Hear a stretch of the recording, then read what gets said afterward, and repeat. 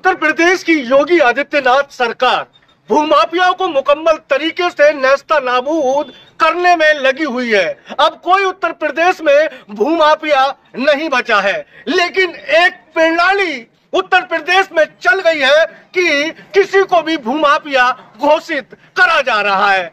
आखिर कब तक उत्तर प्रदेश ये भूमाफिया का दंश झेलता रहेगा? आखिर कब तक उत्तर प्रदेश में झूठे भूमाफिया घोषित होते रहेंगे?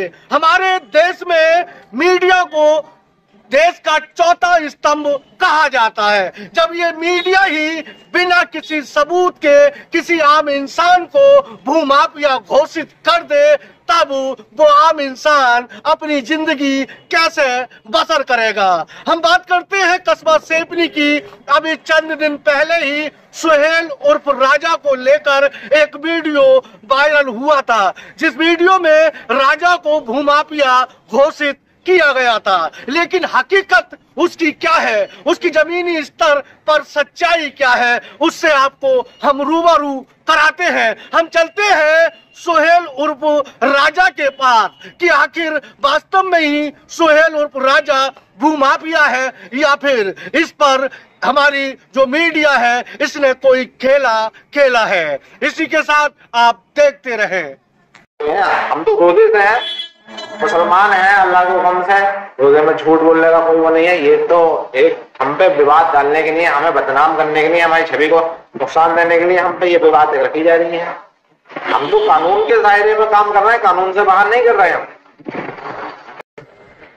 सुहेल भाई, क्या मामला है कि 2 दिन से तुम्हारी वीडियो वायरल हो रही है जिसमें आपको भूमाफिया बोला जा रहा है?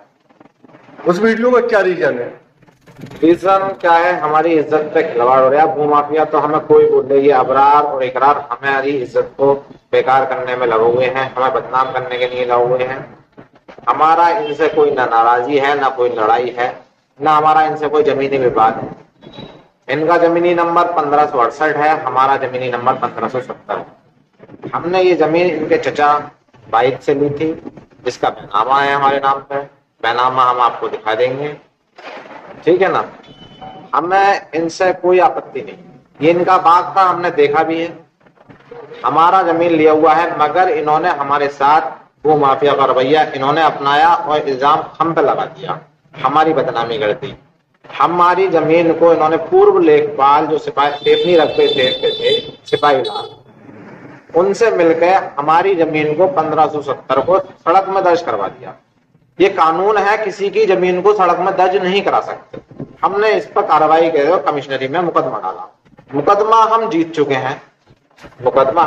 हैं, जिसका दस्तावेज मैं आपको दिखा रहा हूं और आपको एक कॉपी आपको पेश हो जाएगी। इसकी पैमाइश हुई एसडीएम साहब के आदेश पर।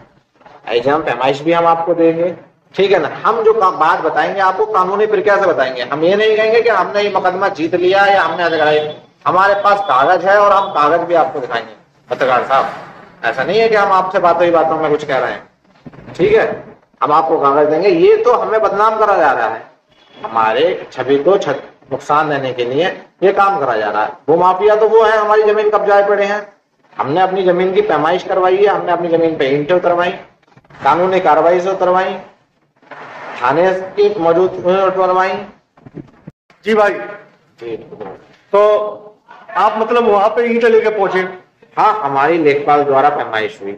अच्छा। हमने अपने प्लॉट पे ईंट उतरवाई। इन्होंने हमारे प्लॉट जो ईंट लेकर ट्रॉली वाले गए थे उनसे मारपीट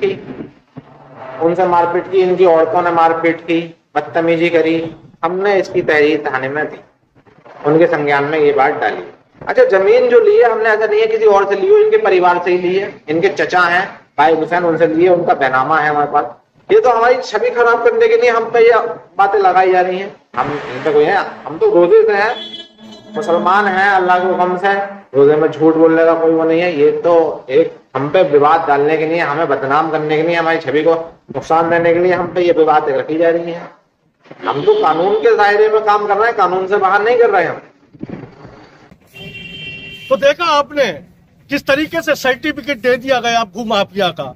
देखा आपने किस तरीके से एक सीधे साधे इंसान को भूमाफिया घोषित कर दिया गया। ये मीडिया जो हमें देश का चौथा स्तंभ कहलाई जाती है। ये मीडिया बिना किसी सबूत के किसी भी इंसाफ परस्त, किसी भी ईमानदार इंसान को ये भूमाफिया घोषित कर देती है। इसलिए बुरी खबरों से सावधान रहें और हमारे साथ निष्पक्षता पूर्वक खबरें देखते रहें। जय हिंद, वंदे मातरम।